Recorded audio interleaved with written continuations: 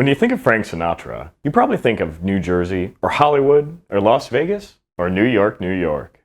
But when it comes to one of his most famous numbers, My Way, some of the most interesting action takes place in France, Florida, and the Philippines. The record was passed between multiple European and American singers, was rewritten multiple times, went on to break chart records, and became directly involved in multiple murders. All that from the song My Way? That My Way? And now the end is near. A little confused? Come fly with me back to 1962, and I'll tell you how. Our story begins in France. In 1962, singer Claude François kicked off an exciting career with his breakout hit, Belle, Belle, Belle, a French-language cover of the Everly Brothers song Made to Love, or Girls, Girls, Girls.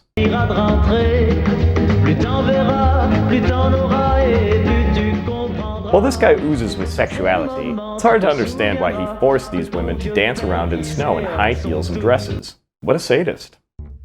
François became an instant teen idol and had a string of hits, many of which were French adaptations of American rock and roll recordings.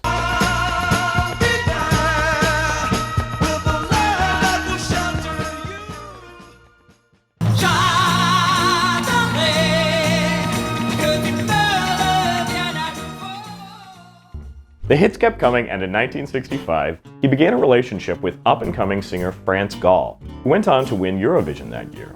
But after 2 years together, the couple broke up. Already at the end of his recording contract with Philips, François reached a slump in his career. At a great crossroads in his life, François chose to found his own record label, Flesh, in order to better define his future as a recording artist. Enter songwriter Jacques Revaux. In 1967, he composed a melody he felt sure would be a hit. That spring, he sent the tune to British singer Petula Clark, as well as French singers Dalida, Meryl Mathieu, Hervé Villard, and Claude François. Villard was the only person to respond to Revaux's request and recorded the song, but Revaux hated it and kept looking for something better. Eventually, Revaux convinced François to meet in person at François' estate. François changed some of the notes and wrote new lyrics to the song with songwriter Jules Thibault. The new lyrics were about a failing relationship based on François' own breakup with France Gall. The song was titled Comme d'habitude, or As Usual.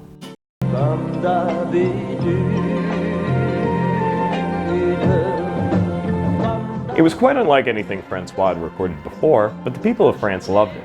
Not only did it reflect François and Gall's famous split, but it also read as a story of Charles de Gaulle's resignation from the presidency of France. The first record on the Flesh label sold over 300,000 copies and was a smash hit in France. So we finally have a hit recording of the song, but it's still in French.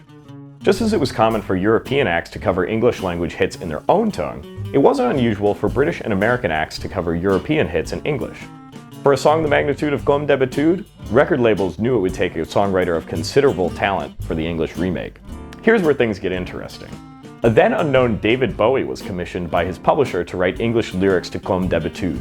After some careful consideration, he returned with a song that was not very good. The publisher promptly rejected it. David Bowie is not part of this story. It was called Even a Fool Learns to Love, and Bowie later described the song as pitifully awful. Now, enter Paul Anka.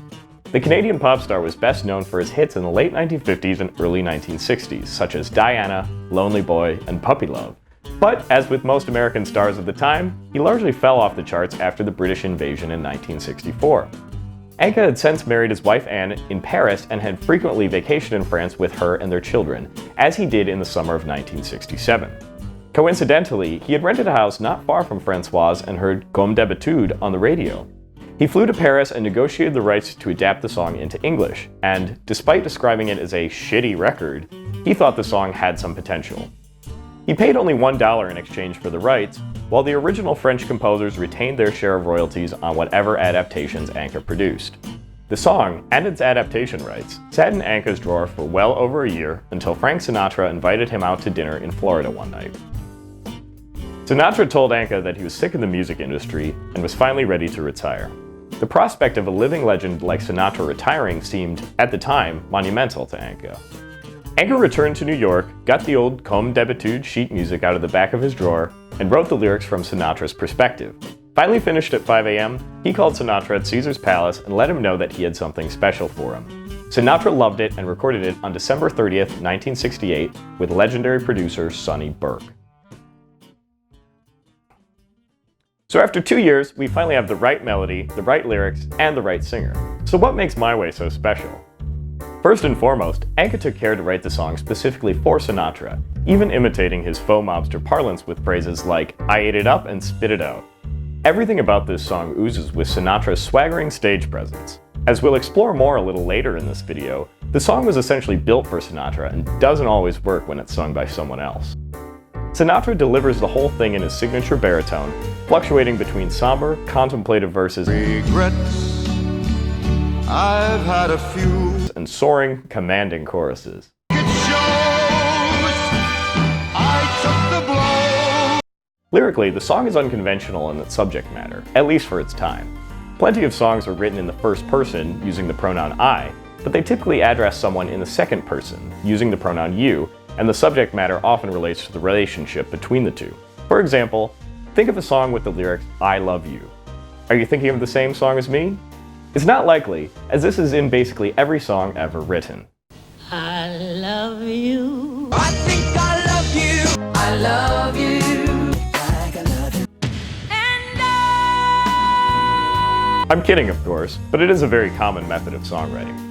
There are also a decent number of songs in the third person. Often these are your story songs like Eleanor Rigby, where the singer is more of a narrator than an actual participant in the song's action. But My Way is like neither of these sorts of songs. It almost exclusively uses first-person pronouns. Just once he says, "There were times, I'm sure you knew, when I bit off more than I could chew." But who is you in this statement? A friend? A lover? A child? It's basically irrelevant who you is supposed to be.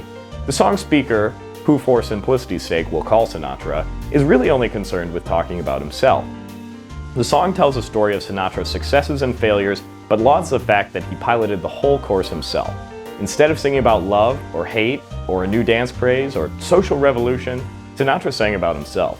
It's a love letter to Sinatra, from Sinatra. I faced it all, and I stood tall, and I did it my way. It doesn't get much more self-aggrandizing than that.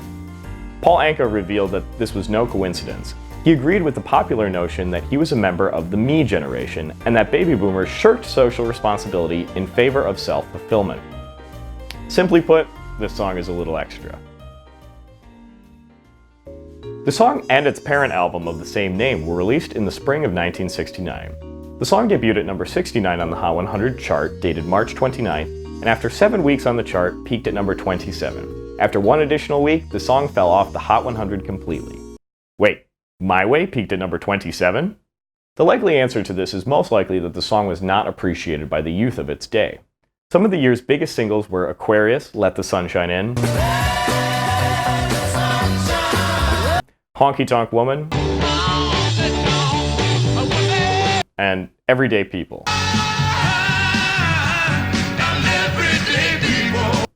It's easy to see how My Way sounds about 20 years out of date. Its swelling, orchestral backing hardly vibes with the hard rock or psychedelic soul and pop sounds of 1969. I guess the downside of creating a timeless record is that it may not adhere with current trends in its own time. My Way fared far better on the easy listening charts, peaking at number 2. While he did have several huge pop hits in the 1960s, by 1969 Sinatra had come to represent a bygone era for the greatest generation. Things went a little differently in the UK. There, the single achieved a still unmatched record, becoming the recording with the most weeks inside the top 40, spending 75 weeks there from April 1969 to September 1971. It spent a further 49 weeks in the top 75 after a peak at number 5. Say what you will about their taste in food, but the British sure know their music. Alright, strap your asses in, because this is where things get really weird. The song has developed a life of its own long after Sinatra's death. In many ways, My Way paved the way for many of the first-person, self-centric music we listen to today. First-person songs are no longer uncommon, as everything from self-empowerment anthems to braggadocious rap songs tops the charts these days.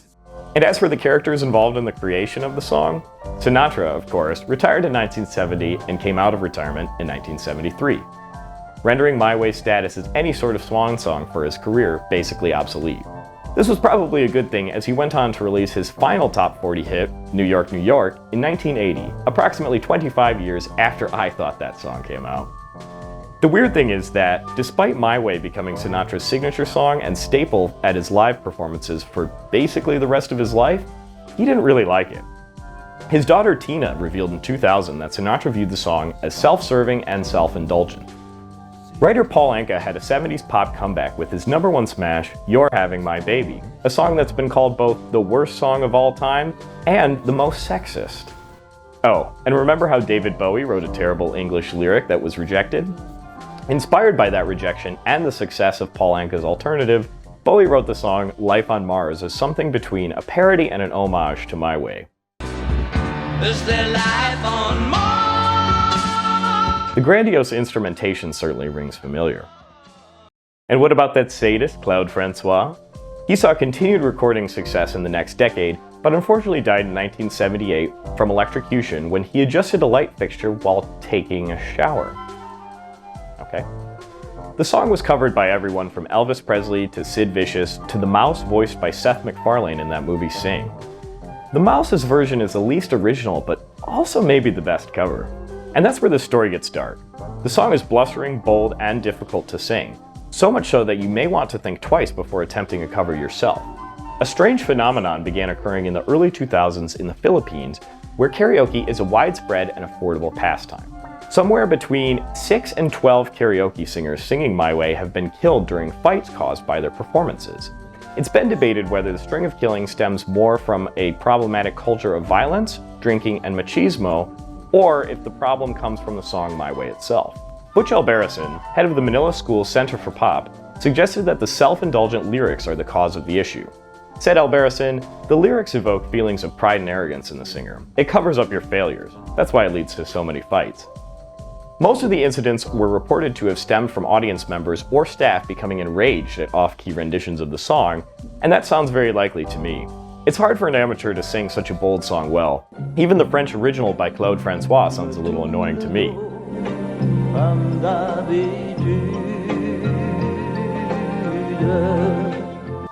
Moreover, it's been suggested that the song is just too popular and audiences are tired of hearing it.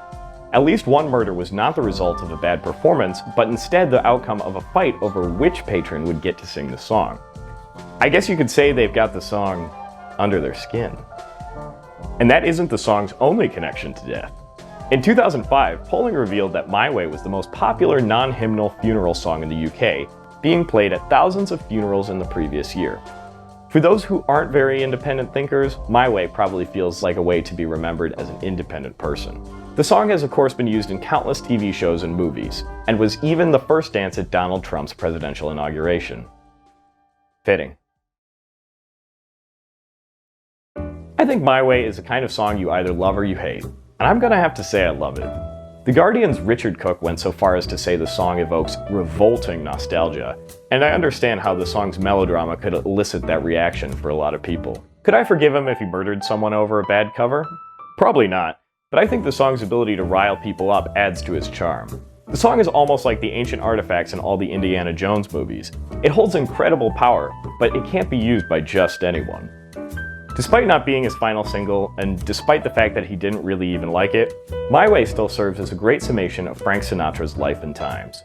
Few have had careers with so many successes and so many failures, too. The bravado of My Way shows why Sinatra is one of the 20th century's most memorable talents.